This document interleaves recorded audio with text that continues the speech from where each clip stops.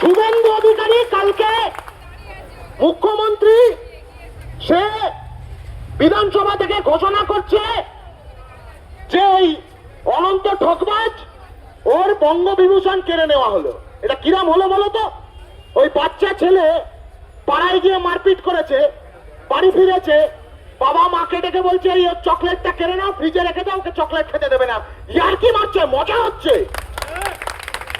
এই অনন্ত ঠকবাজ থেকে শ্রমিক ভট্টাচার্য, ওই কোচবিহারের অনন্ত থেকে কলকাতার শ্রমিক ভট্টাচার্য, এই দুটোকে গ্রেফতার করতে হবে ইমিডিয়েট। আর এদের রাজ্যসভার সদস্য পদ কেড়ে নিতে হবে। বাংলার মাটি থেকে রাজ্যসভায় গিয়ে বাংলায় ফিরে এসে নেতাজিকে অপমান বাংলার ছেলেমেয়েরা মানেনি, কোনোদিন মানবে না। নেতাজি আমাদের হৃদয়ে আছে, নেতাজি আমাদের রক্তে আছে, নেতাজি আমাদের শিরায় উপশিরায় আছে। এই আজাদির স্লোগান নেতাজি আমাদেরকে শিখিয়েছে। আজকে রাগটা নেতাজির ওপর এমনি এমনি নয়, এটা বুঝতে হবে। নেতাজির ওপর আরএসএস এর পুরনো রাগ। নেতাজি শ্যামাপ্রসাদকে রাস্তায় দৌড় করিয়েছিল।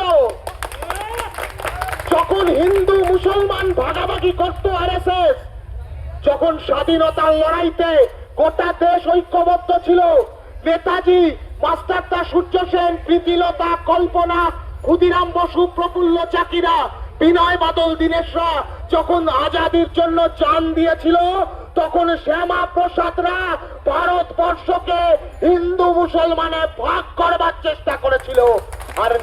আর নেতাজি তাদের প্রতিরোধ করেছিল, তাদের বিরুদ্ধে আওয়াজ তুলেছিল।